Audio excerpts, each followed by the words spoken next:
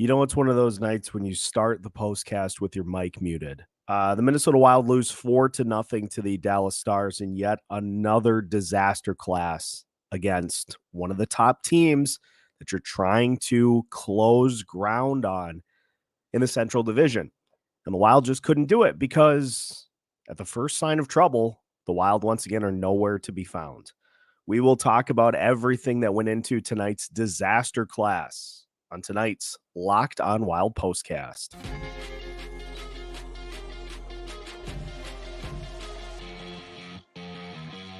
You are Locked On Wild postcast, part of Locked On Minnesota on the Locked On Podcast Network.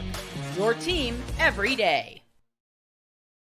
What's happening, everybody? Welcome into tonight's Locked On Wild postcast. Minnesota Wild threw up an absolute clunker against the Dallas Stars here tonight. 4-0 was the loss. That is probably one of the easiest shutouts that you will ever see. And honestly, the team just kind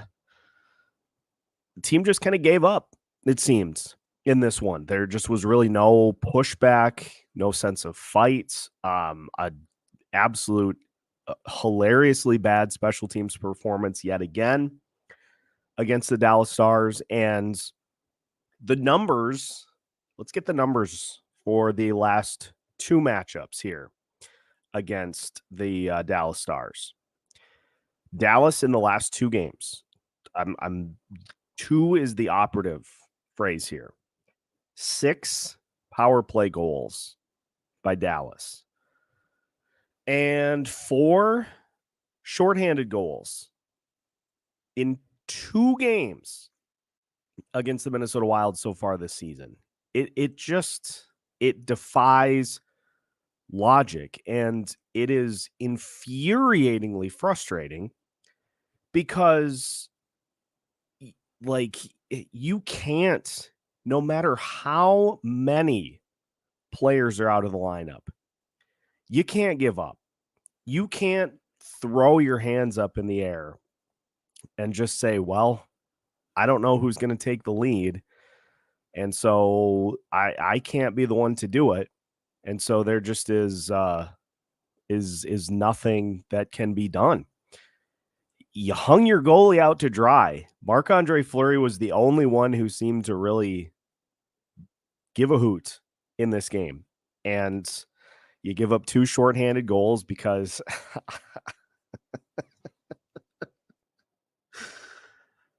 because the power play is just, it's so frustrating because you were starting to get some positive momentum after the last couple of games. You had 2 power play goals against Columbus. You were starting to get some positive momentum, and you end up going all the way back down to square one.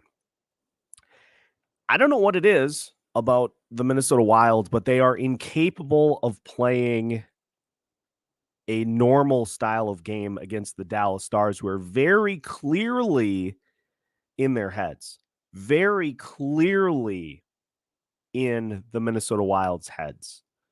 And honestly, can't really blame them because they have the formula figured out to a T. Honestly, it was backwards to start because you had the Dallas Stars getting called for 3 penalties in the first period, which is a very Minnesota Wild thing to do in this matchup.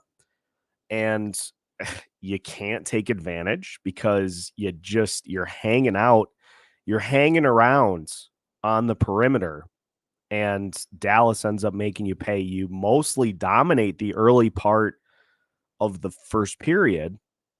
You mostly dominate. 13-4, I believe, were the shots in the first period. And you're trailing 1-0 because you can't get to loose pucks in front of the net. You can't bury one chance against a career AHL guy who was gifted maybe the easiest shutout that you'll see in the NHL this year, because 10 shots in the final 2 periods against a very beatable Dallas team. We talked about it We talked about it in the pregame, in the preview for tonight's game. This was a Dallas team that had lost 3 in a row coming into this matchup. They had lost to Montreal. They had lost to Colorado. They lost to Nashville. They had a lead against the Colorado Avalanche, and they ended up coughing that game up. And so it was a Dallas team, but you know what happened. I can promise you this is how this played out. The Dallas Stars, having lost 3 in a row, feeling a little down on themselves until they looked at the next opponent on the schedule. And because they have had so much success against the Minnesota Wild over the last couple of seasons, everybody looked at that schedule and said, hey guys, don't worry. We got our slump buster. We have our curse breaker on the schedule next. And until the Minnesota Wild get it out of their heads that this team has had success against them recently, until they're able to move on from the fact that the Dallas Stars have called them out because they take a ton of penalties, this is just going to continue to happen. You can't take it personal against the opponent. You just got to go out and beat them and say, we're going to let our play do the talking. You get a little bit of confidence. You roll into the postseason thinking, hey, this is a Dallas team we can handle. And Dallas comes in and says, boy, they're kind of an undisciplined bunch. If they take penalties and if they take penalties, then that's where we're going to be able to beat them. And you hear that and you say, what is that supposed to mean? Like, what do you mean by undisciplined? Do you want to you calling out our credibility? Like, just let your play on the ice do the talking as opposed to playing the mind games. And I mean, this is the stuff for me. I'm usually pretty lenient in the effort department. Like, I don't usually call out effort. Anybody that listens to this, and many of you that are in the comments do quite regularly, I usually leave that out of it. But you just, as soon as Dallas scored the shorthanded goal, donezo, done. And you can't have that. You can't have that as a team that is trying to get back into the postseason picture. You can't have games that you just hand to your opponent. And on the injury front, don't tell me Dallas doesn't miss Jake Ottinger. Don't tell me Dallas doesn't miss Miro Heiskanen. Every team deals with injuries. Why does it seem like the Minnesota Wild are the only one that have the mentality of it's too much? It's too much for us to be able to overcome. You just did against the Columbus Blue Jackets, who had a ton of speed. They're a feisty bunch. They're a young team. I would say Columbus played better than Dallas did tonight. And the results are the way that they are. So it is incredibly frustrating to have this type of a game, to have just these listless performances when you are trying to pull yourself back in to a postseason spot. Honestly, the more this continues, you continue to push it down the line to where you're not going to have enough time to be able to make a run. You're going to have to play essentially perfect hockey over the final 3 months of the season, because guess what? Every one of these games that you lose, every other team in front of you is winning. And so you are going to have to play perfectly. You are going to have all 5, 6, 7 of these teams that you're chasing go into major slumps to even get yourself back into it. And so we're getting closer and closer to the point that this team is just going to have to accept that this is looking more and more like a lost season. And here's what you can do in this regard. Because this is not a lost season, is not something in which Bill Guerin needs to fully rip out the foundation, which is, I think, something that a lot of us would maybe like to see, because you get tired of seeing just this same thing. It's like giving yourself a paper cut in the same spot every game. And at some point you just go numb to it. At some point you just are like, oh, well, it's not healing anymore. Bill Guerin can just accept the fact that this looks like a lost season, that there's too much going on for them to be able to overcome to get back into the postseason picture. Because as of right now, again, Tankathon standings, you're in 7th. And so let me just go on this spiel a little bit. The reason that getting those picks higher up in the draft is important, because the likelihood is that those guys are closer to being able to help you out immediately. Whereas some of these guys that we have seen before that are lower in the first round, it takes them 3-4 years to be able to make an impact on your team. And so let's just say, for example, although I would think that depending on how high you get, you might be able to get some impact talent in here from a scoring perspective. Who here in the chat would not love the opportunity to just get another defenseman that is capable of doing more than just existing? Somebody who maybe isn't on the same echelon as Brock Faber, but close. Another defenseman that is capable of moving the puck, helping out offensively, being able to do some things defensively, but just being able to provide some fluid skill for this team, to where you have the opportunity to maybe go Faber, Brodin, Spurgeon, new draft pick, Middleton, and somebody else as your third pairing, and to just have that be the end of the John Merrill and Alex Goligoski experience. I've already broken, we're January 8th, and I've already broken my New Year's resolution.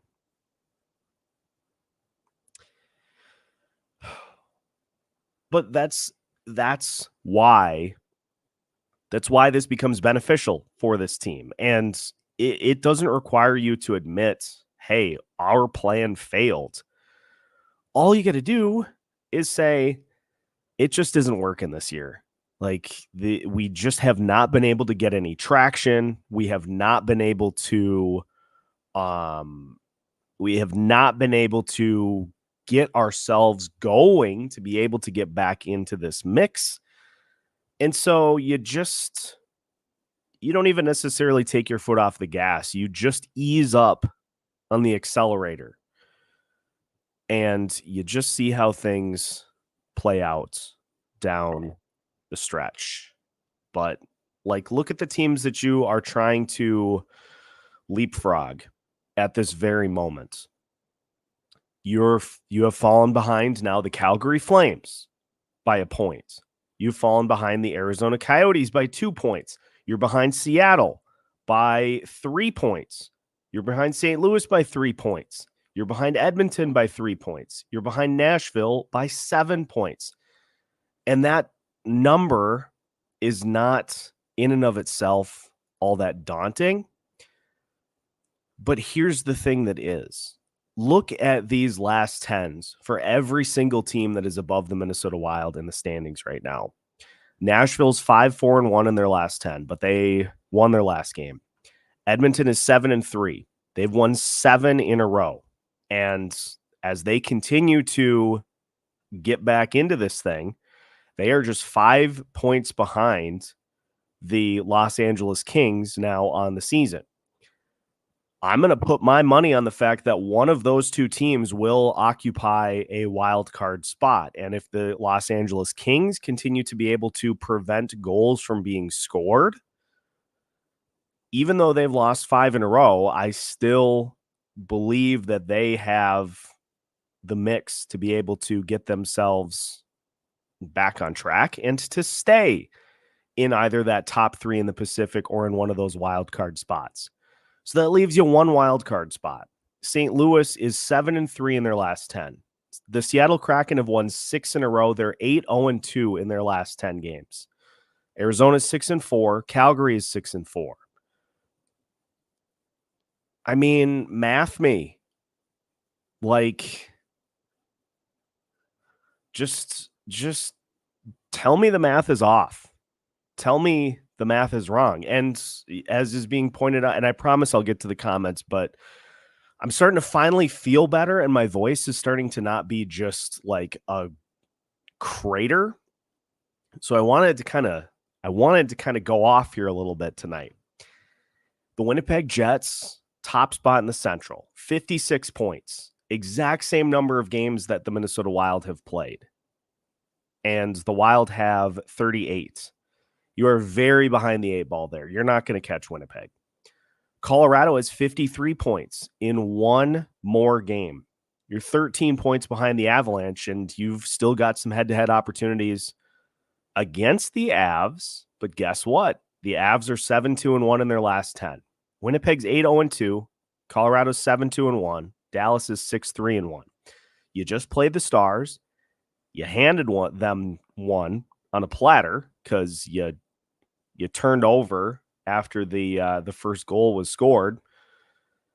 You are 13 points behind the Dallas Stars with the same number of games played. So you have to be able to get one of those wild card spots. And you're chasing 5 teams at this point who have not shown any signs of really slowing down enough for you to be able to pass them. Now, is it possible that this team could go on a run when they get everybody back? Sure. We saw what we saw when John Hines took over. I'm not going to rule it out as a possibility, but here's the problem. When do we get to the point that everybody is back? That's the key issue here.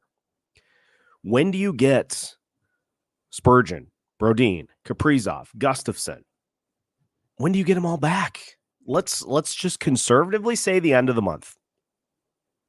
You have then February, March, April. You have 3 months to try to mount a 10-point comeback. So you have to play 10 points better than however well anybody else plays the rest of the season.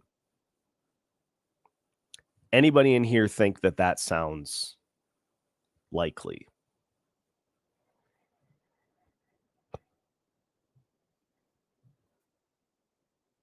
Yeah, I didn't think so.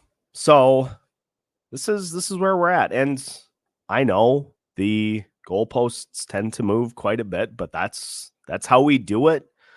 Hosting a daily show is allowing for the momentum to ride in and out. And so if the Wild win against Dallas, that pushes us a little more to the favorable column. But if you lose to Dallas on Wednesday, you're another game behind the 8 ball. So Brett Marshall tweeted out, and I responded to it because I know how this game goes. Let's read this out. So Brett tweeted out, with losses in 5 of their last 6, and a roster decimated with injuries, the Minnesota Wild now sit as the 26th worst team in the NHL, giving them the 7th best lottery odds with a few games in hand. That said, as a fan, what would you like to see happen? Fight for a wild card? Give me Macklin Celebrini. And the third option is just to be able to see the results. We all know this is going to happen. Here's what I tweeted in response. At minimum, consider this a lost season and bow out. Get some young guns up here and see what they can do. What we will get. Fight to the death to the last possible moment and end up drafting like 17th. That's what's going to happen. But, I mean, please,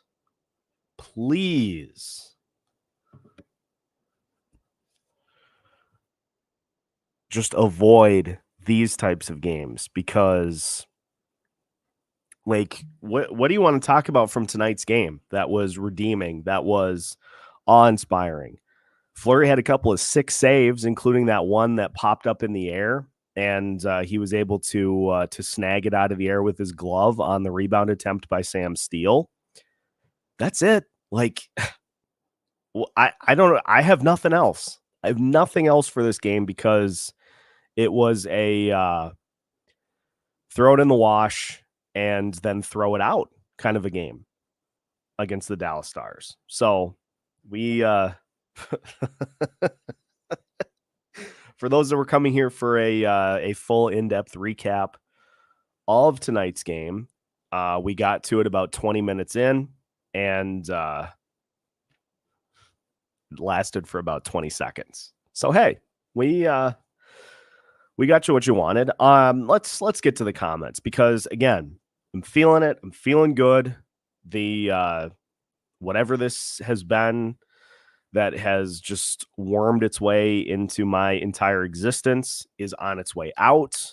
So we're gonna talk this out, because this is the first time in like 4 days that I've been able to actually like talk for an extended period of time without my voice just completely giving out. So we got a lot of comments coming. There's a nice steady stream of comments that we will get to. So if you have anything you'd like to ask for the second half of tonight's episode, make sure to get it in the comments, and we will continue to talk this out as we continue to recap very briefly a 4-0 loss for the Minnesota Wild at the hands of the Dallas Stars.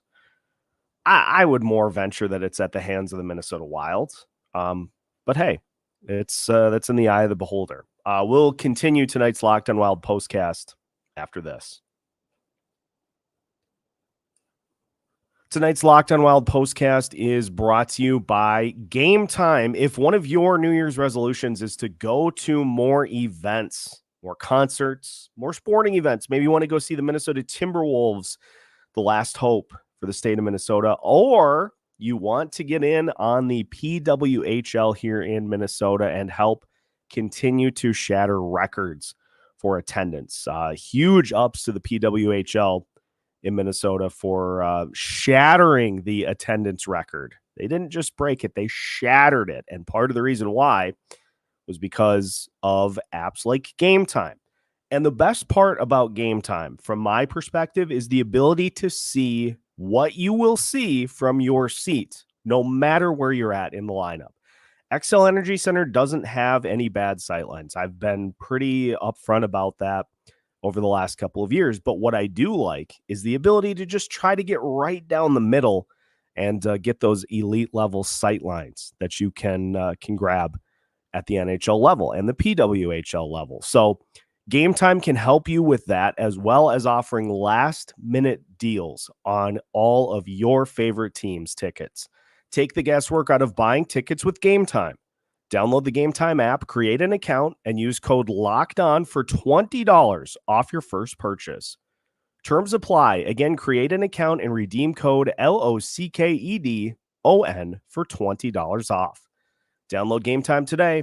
Last-minute tickets, lowest price guaranteed.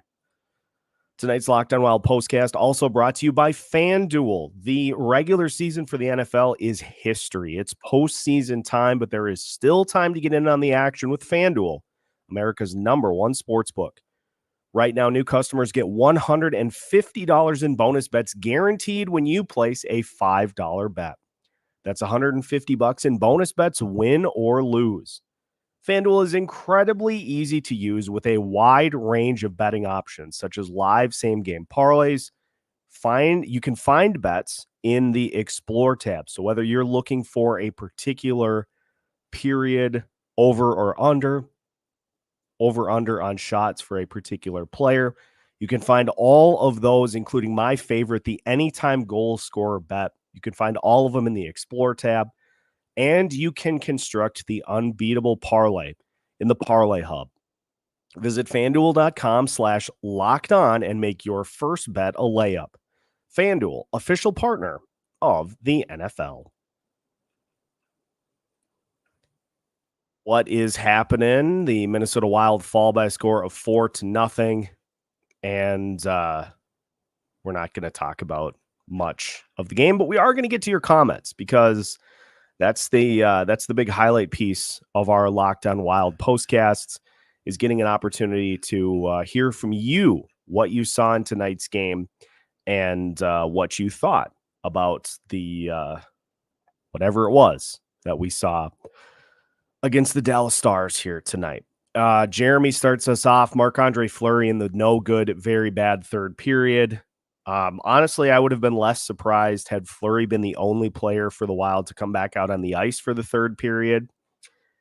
Because, the fact that Matt Murray, not that Matt Murray, the other Matt Murray, made 23 saves and 13 of them came in the first period.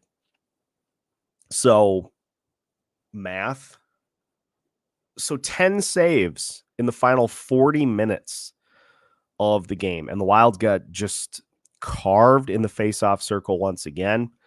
Yes, they levied plenty more hits. But again, what good is a hit when you're down 2-3, 4-0? I'm going to be searching for the answer for that for quite a long time. And yeah, I don't know. There were so many just quiet performances once again in this one. And it's the same people that continue to do all of it for the Dallas Stars. Tyler Seguin, Roope Hintz, Jason Robertson scored a goal. It's the usual suspects that the Minnesota Wild just are incapable of keeping off the score sheet. And you look at the performances from various Minnesota Wild players, and there just isn't anything that really stands out. I mean, Marco Rossi, 20 minutes, had, I think, just 2 shot attempts, no shots. Marcus Johansson played 16 minutes. He had 1 shot on goal. Ryan Hartman, 2 shots on goal in 16 minutes. Matt Boldy, 2 shots on goal in 20 minutes. Joel Eriksson, 3 shots on goal in 19 minutes. Marcus Foligno had 6 hits in 12 minutes, but that was pretty much it. And I shouldn't say 6 hits isn't anything, but I mean, like, there literally was no highlight other than some of the saves that Marc-Andre Fleury made. That's it. That's all there was in this one. So, yeah, Jeremy's right on. Fleury played well. Can't say anything when you get no scoring the other way against an AHL tendy. Yeah, it really is sad face just so many times over. Frustration. As Amanda notes, the fact we couldn't score on any of the power play opportunities was embarrassing. Michael Russo has the exact numbers, and I want to find them because it's just not it's inexcusable what the Wilds did in their overall power play opportunities. So listen to this. As Russo tweets, Minnesota Wild power play tonight. 0 for 6, 7 shots on goal. 0 shots on goal the last 2 power plays. 2 shorthanded goals allowed. And that power play also needed a robbery from Fleury to prevent an additional shorthanded opportunity. So 7 total shots in 6 power plays. And let's also keep in mind that the Wild had a 5-on-3 in which they did not register a single shot on net. They had 47 seconds of 5-on-3, and they did not register a shot. And yes, fair. You're missing a couple of key components on your power play, but like I every time I go back to this argument, the fact that there are players out of the lineup, what are we supposed to do? Award points for the fact that you're dealing with hardship in the lineup? Every team does. Every team is dealing with adversity. Dallas Stars, Jake Ottinger out. You're starting an AHL guy in net tonight, and he didn't even have to sweat. He hardly had to sweat in this one. And you're also missing arguably your best defenseman in Miro Heiskanen. Those are not nothing injuries. And Dallas did just fine. But every time there's any sort of injury adversity, the Wild just are looking as though they have they're a ship without a captain. They are a rudderless boat in a very choppy sea.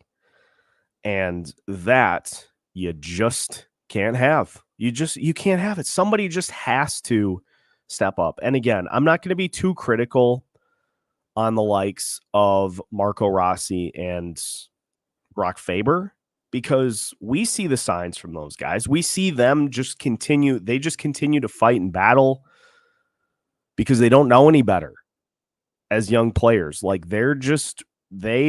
for all they know, their shift that they're out on the ice could be their last. And so they just continue to throw it out there.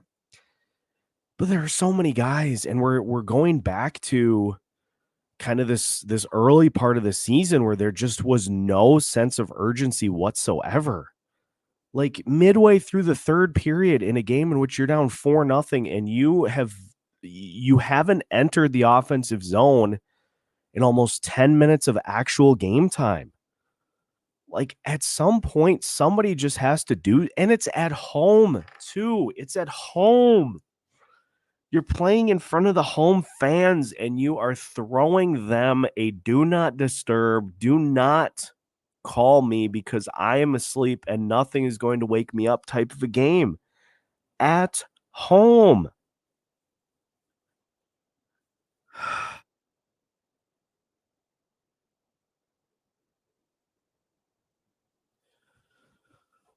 Yeah.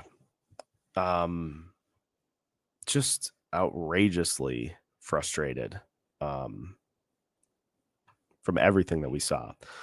Tyler joining us tonight. Also want to make mention, don't forget to like the stream, which increases the reach of these Locked On Wild postcasts so that they can find more Minnesota Wild fans like you, so we can continue to increase the audience and continue to up the ante on Locked On Wild content here throughout the season. As Tyler mentions, we didn't even take the majority of the penalties, and they still schooled us on special teams. Can't even blame poor discipline of reffing.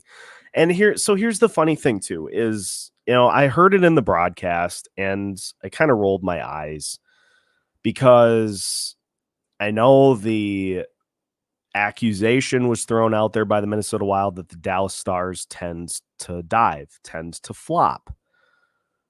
And here's a real easy way to prevent that and to get them to stop doing that, if that's what's going on, is to simply not let them score.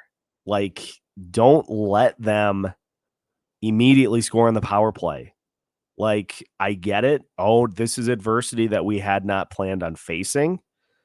Well, how about you turn it into a situation where you look at them and you say, well, looks like that dive didn't get you what you wanted.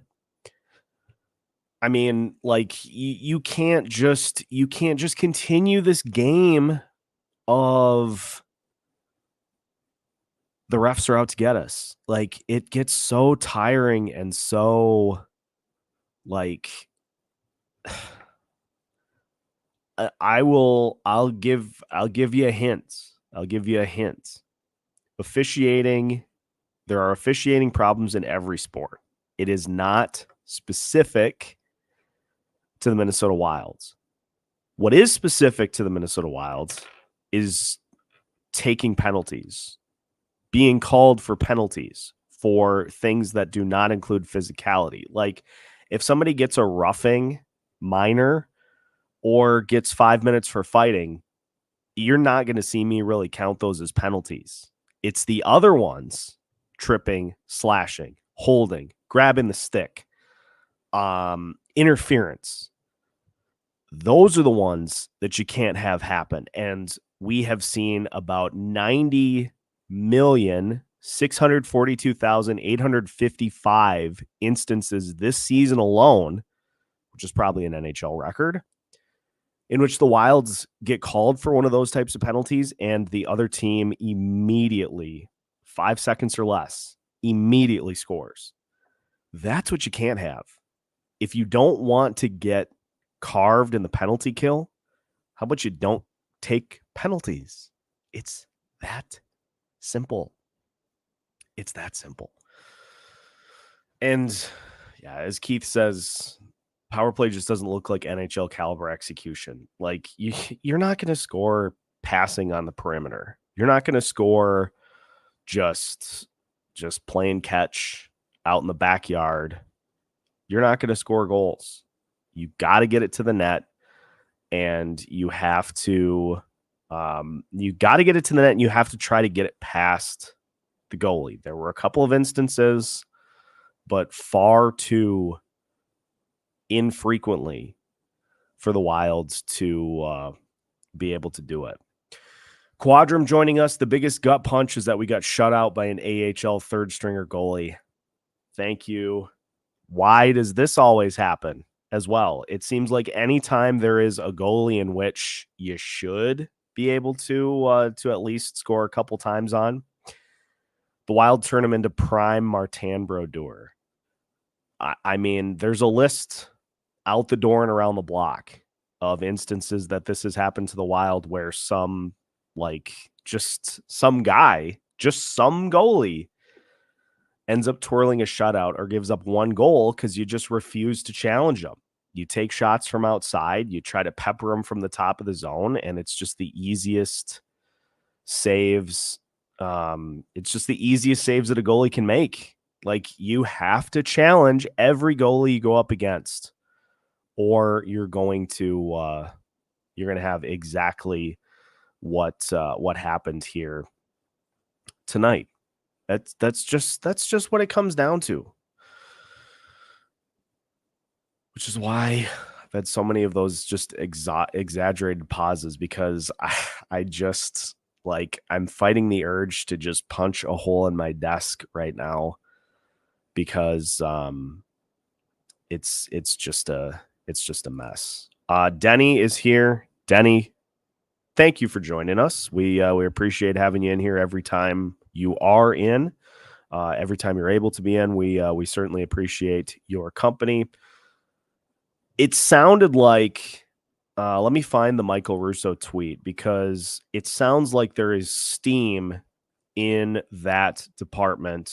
Russo tweeting, Hintz says it's a consideration to start Volstead in Dallas on Wednesday. Russo's gut says this has always been the plan anyway, to give Fleury a break, because Fleury has started now 6 games in a row. And there just was no instance in which you're going to get through this week with the back-to-back coming up on Friday and Saturday. There's just no instance that you were going to get through this week with Fleury making 3 of the 4 starts. The Wild have 5 games in 8 days. You got to give him an opportunity to rest.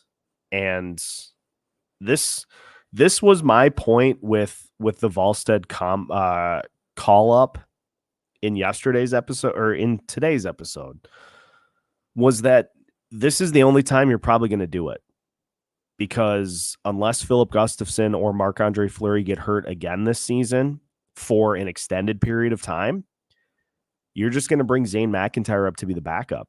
And so this presents a legitimate opportunity to give him a start and just see what can happen. And then let him head back down to Iowa and do his thing for the rest of the season. This is the only opportunity you've got. So I will not be surprised at all if he gets the start on Wednesday against the Dallas Stars. And my eyeballs are going to be glued to the television watching every single shot he faces to see how he does. He's probably not going to shut out the Dallas Stars. He's probably going to give up a goal here and there, but it's just going to be fun to see what he's got and to give us again a further little taste of what is in the system. Opposite of Faber, Rossi, Damon Hunt, who we've seen, I guess, as like a pinch. Like, you might as well just call Damon Hunt the salt of the dish because you use him incredibly sparingly as opposed to putting in, I don't know, think of a spice that you don't like. And that's what you get with Goligoski and John Merrill, but you just continue to dump it into the dish. You're like, oh, you're not going to taste it that much. And then lo and behold, you eat whatever you're making and you're like, I can taste it quite a bit. It's not good. Let's scan through the rest of the comments here now that I've kind of gone through my diatribe on where we're at and what needs to happen. Jeremy had a good one here to kind of get us to where we should be. Jeremy, I'd like to see some wins, but also not a full tank. That is what's going to happen because this team is never going to willingly take the foot off the gas. They're going to continue to fight, continue to battle, continue to grind it out for a postseason spot until the day that they are mathematically eliminated from the postseason. And in that instance, too, they're probably going to just continue to try to win games, which is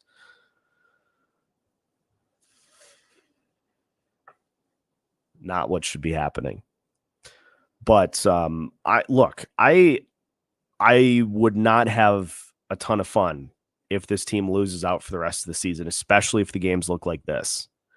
So an exciting win here or there down the stretch would be great because then we can talk about how Brock Faber did something awesome. Marco Rossi scored a goal and how things just for a night looked semi-competent. But yeah, again, greater good. The greater good for the Minnesota Wild is to just accept that this is a season in which things are not going to work. Quadrum. Anyone remember how bad Dallas and the Avs used to be a few years ago? What did they do to turn it around, and how can we do that? So there are a couple of things with this Quadrum. Let's look at the Colorado Avalanche for one. Number one, they hit home runs on their top picks. Like they committed to being bad enough to be able to draft first overall, second overall.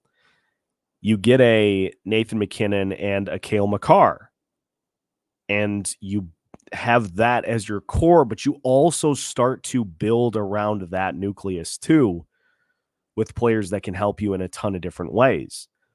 So you have those clearly defined superstars as your building blocks. And for the Avalanche, let's not underestimate one of the other big things that they did a couple of years ago was deciding to move on from Darcy Kemper and bringing in Alexander Gorgiev, who has been sensational since he took over as the starter for the Avs. They've been willing to move on from guys in key spots. Nazem Kadri, who is arguably a player that they probably still miss. But some of these other guys that they have been willing to move on from and find creative ways to replace. Philip Grubauer to Seattle, bring in Darcy Kemper. They end up winning the cup, and now they go to Georgiev. Why can't I think of the name of the guy? There's an Andre Burakovsky, another player that they let go to the Seattle Kraken and opted to fill from within. You got to have the right guy as GM and head coach. And I'm not saying Bill Guerin isn't the right guy. I mean, we've seen some moves that have been absolute home runs that he has made. That Brock Faber, Kevin Fiala trade looks better almost every night.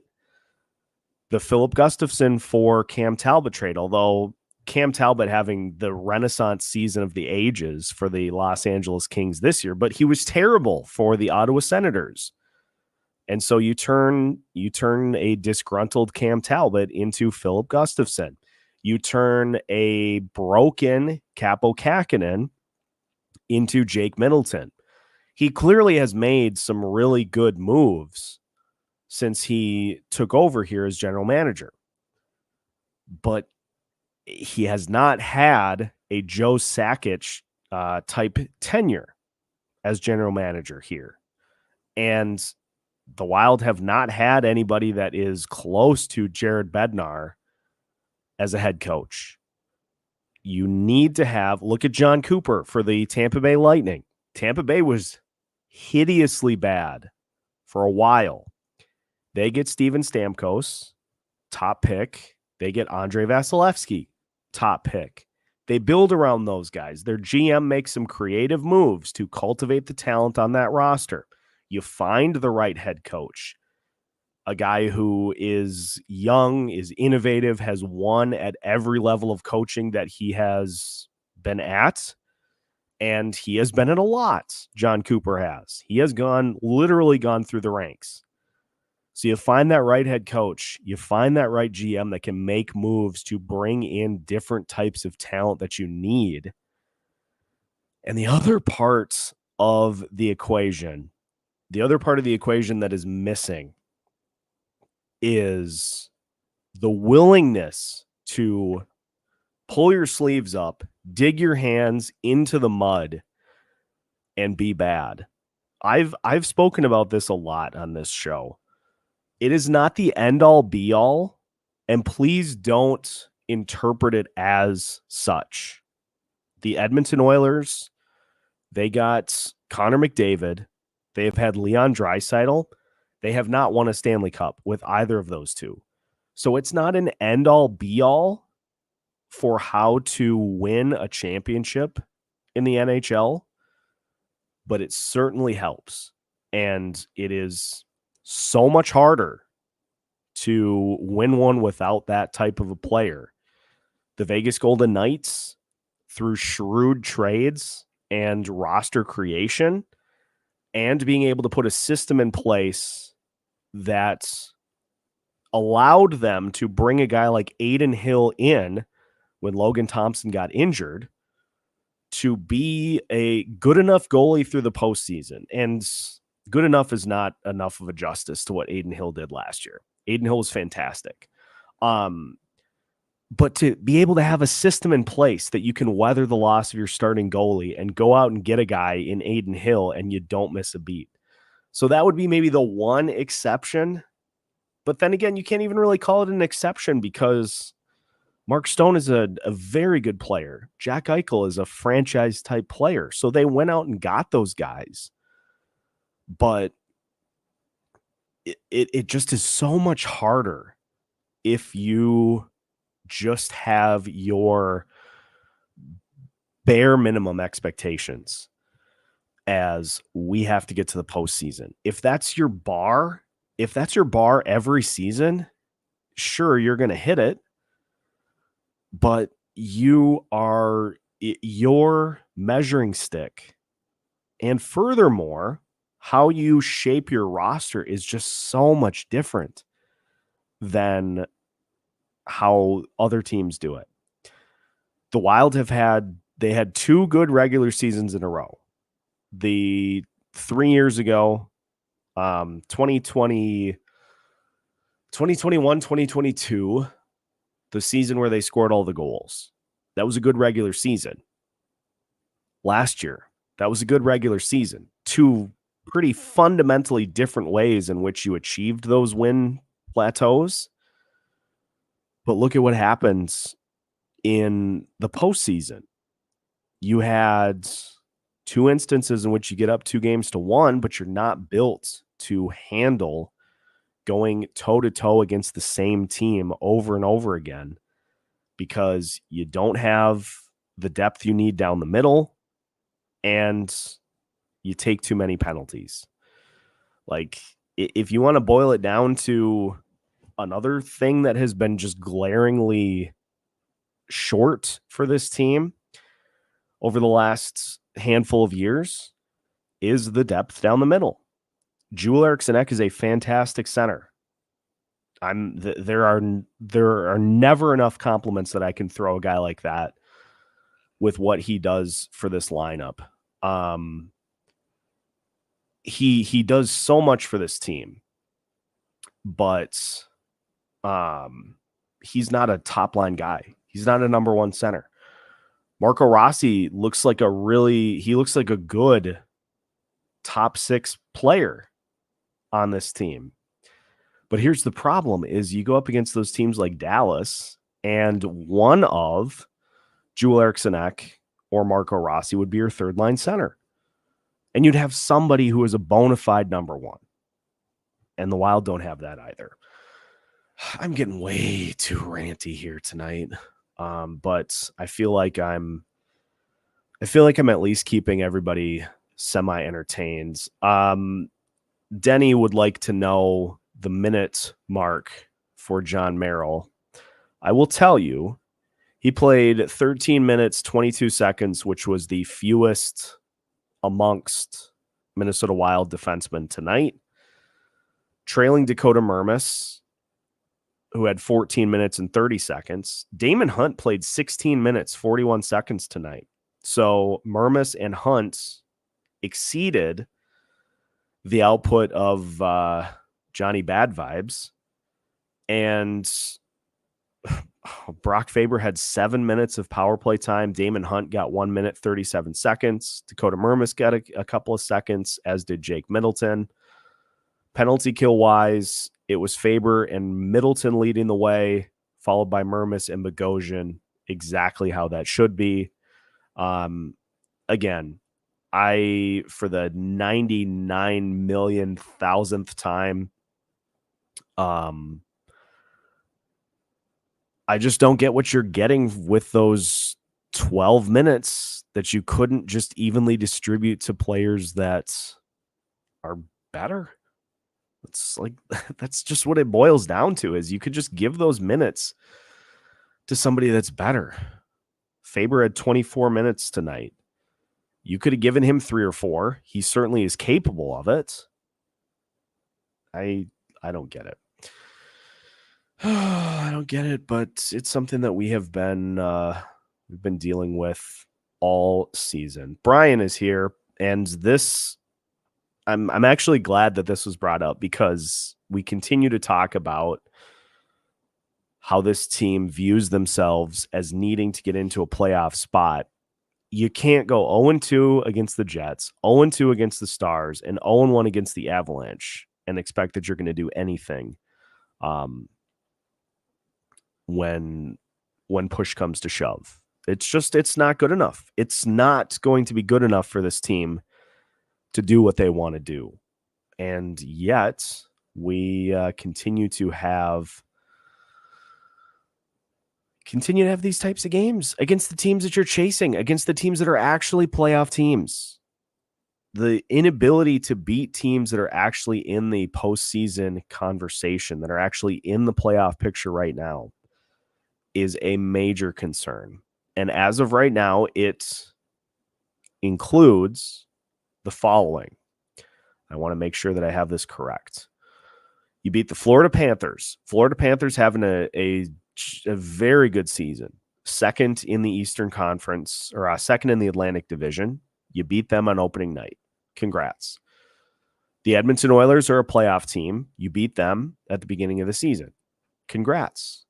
The Rangers and the Islanders are playoff teams. You beat them at the beginning of the season. Congrats. You also beat St. Louis and Nashville, who are both actually, no. Nashville's a playoff team. St. Louis isn't. So a Nashville win to add to that column. But beyond that, I mean, Vancouver, you got the 2-1 win. Boston, you beat a couple of times. So, okay. They have beat playoff teams at points throughout the season, but not consistently enough. Not consistently enough. And the further you push this off, the more perfect you have to play. That's all I'm saying. That's all I'm saying in that regard. Shea giving us Men in Black vibes. I'm going to need the Men in Black mind wiping device after watching that game.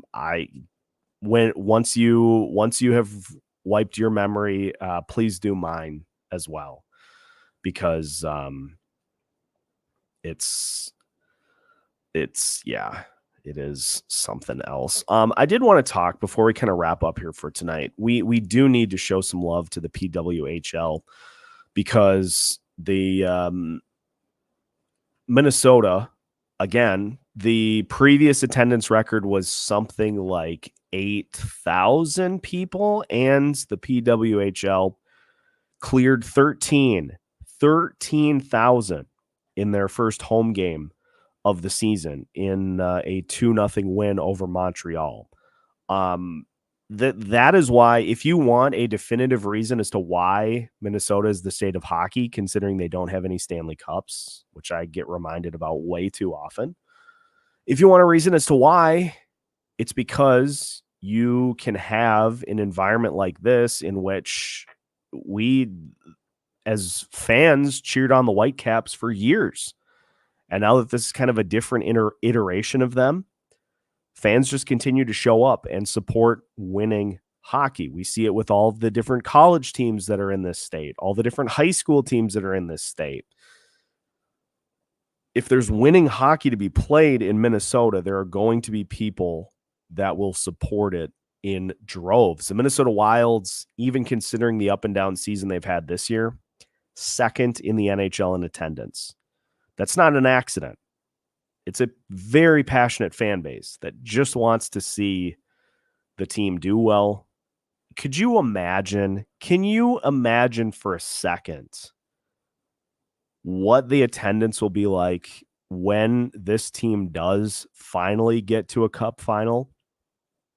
It's going to be absurd. It's going to be standing room only, a line for miles. There will be a line to US Bank Stadium of people trying to get in to watch the Wild play in the cup final, because this is just an outrageously passionate fan base. I continue to be amazed by, even after games like this, we've got 43 people that are just sitting in here hanging out because we love talking hockey. And so the fact that you can have a nearly full XL Energy Center on Saturday for the PWHL is just awesome. It's amazing to see those types of things. And so I'm working on trying to incorporate some more PWHL coverage into what we do here. Obviously wanted to get the Darth Vader sound out of my voice first, and we'll get them in here as we navigate through the rest of their season. Their season just started, and so I've got a potential angle I think that I'm going to work on for coverage there. So stay tuned for that. Just looking at some of the other comments here as we kind of wrap things up. Brian, no finishers, plus missed the net repeatedly. I can't believe the point blank. It is just a disaster for this team. It truly is just unbelievable. I'll throw this out there. Denny going to the game on the 27th to celebrate the old birthday. So happy early birthday, Denny. I will probably gotta check the old schedule here. I would guess be at that game doing coverage. So I should be there. Let's try to get a meetup going for that game on the 27th. That would be a lot of fun. We'll work on that. Maybe even just trying to meet up in the arena at minimum. We'll get something going here. Let's see what else. Yes, okay, I want to talk about this too, because this is something that has kind of gone back and forth in my head a little bit as to why we continue to see the presence of a certain number 4. I'm starting to wonder if that call is being made, because from what Michael Russo said, and of course I couldn't find the tweet, from what Michael Russo said over the weekend, he asked John Hines, like, why no Damon Hunt? And why are we continuing to see the same guys on the back end? And essentially paraphrasing here, but basically what Hines said is that, you've got Goligoski, who's your second option on the power play right now. And I guess John Merrill is kind of a penalty kill guy, but here's the other part of the equation then. If you're a penalty kill guy, stop taking penalties. Like, am I nuts? And so if I find it, I'll talk about it in a future episode, but I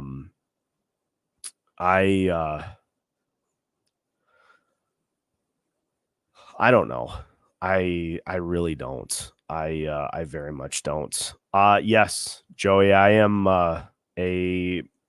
one of us. I am hashtag one of us here in the wonderful state of Mini. So have been all my life.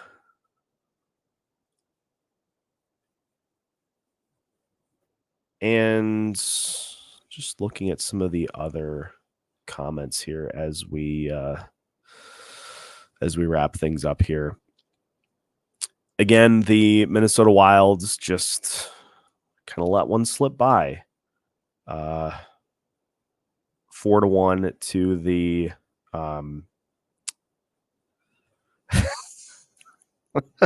oh great, we've lost Seth to the Merrill Depression Vortex again.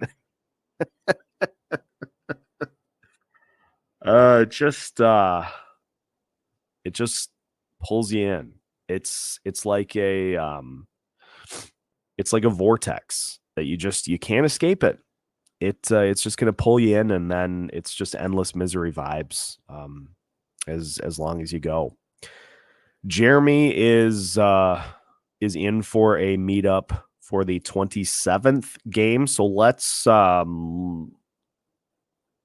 keep that one going. We'll work on that as we get a little closer, because that is a game against the Anaheim Ducks, so it's a winnable game, right?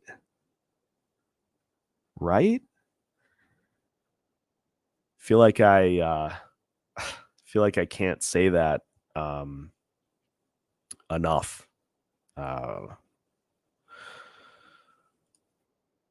The mindset of playoffs every year isn't fluid like it needs to be. We need to take what we have and have a realistic view on the season for what should happen. Yeah, you continue to kind of run your head into the wall by thinking, oh, this mix that we had is good. It's good enough to be able to get into the postseason.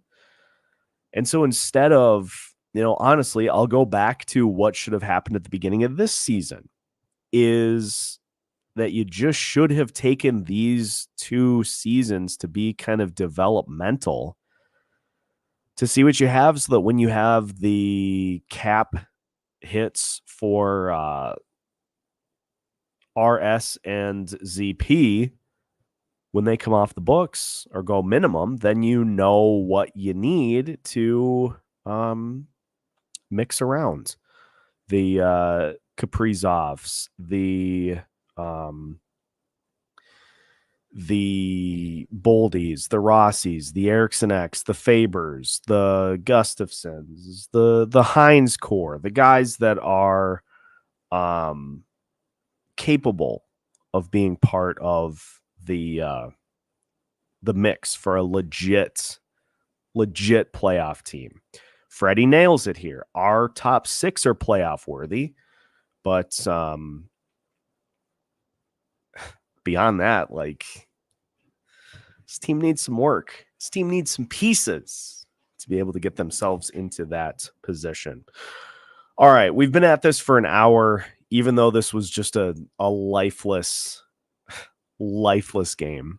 And I will leave with this, as Joey mentions, refreshing my feed after games to see when you start the live, you make the year entertaining and less miserable, and we thank you for that. That's my ultimate goal. And so whether this team wins or loses, if we come in here after games and we vibe out and we have a good time and we talk through different scenarios, where are we at? How do we feel about a tank? How do we feel about pushing for the postseason? If we come in here and we just talk about kind of where we're at with everything, that's my goal. That's all I'm trying to achieve. I was so happy that this was a step in the right direction from a content perspective to turn these postcasts more interactive, because it seems like the reception has been just massive since. And so that tells me that that is exactly what the audience wants, and that is what the audience is going to continue to get. So we will continue to push through this season. We'll be right back at this Wednesday night, regardless of what the results are. So here's what I'll say to finish tonight. That game sucked, but again, it's a loss further up the tankathon, and it's a loss that ultimately serves the greater good. And I'll point this out too. I was not happy that I was not able to postcast after the Blue Jackets game, because it was actually a win. It was a rather exciting game, but honestly, and I can even kind of tell right now, like, I had no voice. Like, I just did not have voice to be able to sit in and talk through things. It was a disaster. So the injuries have extended all the way into the media realm. And so that's, I guess, the one that I've canceled since I took over, which just shows you how much of a rarity it is. And hopefully that'll be the last time I have to do this season. But I think I've made some real good progress in getting this crap out of my system. I'm going to make a prediction here. Yes, I will predict right now. I'm going to throw Locked On Wild's reputation on the line. My bold prediction is that Jesper Wallstedt will be in the net for Wednesday's game against Dallas. We'll see. So if he is, we're going to have a lot to talk about after the game, because we're getting a little bit of a glimpse into the future, which can, again, serve the greater good. So that's all I have for tonight. Appreciate everybody hopping in here. All of the A+ comments and interaction just make these so much fun to do. And that's why we'll be right back at it after Wednesday night's game against the Dallas Stars. So appreciate everybody hopping in here. Before you leave, make sure to hit the like button and make sure to subscribe if you have not already, so that we can continue to push Locked On Wild out to the masses. But that's going to wrap it up for tonight's Locked On Wild postcast. Again, the Minnesota Wild fall by a score of, well, let's be honest, 4-0, but it felt like way more than that. You can find new Minnesota Wild content, news, and information by following along with Locked On Wild throughout the course of the week, throughout the course of the season as well. So make sure to subscribe if you have not already. We'll see you with a new episode coming up for you tomorrow, all part of the Locked On Podcast Network.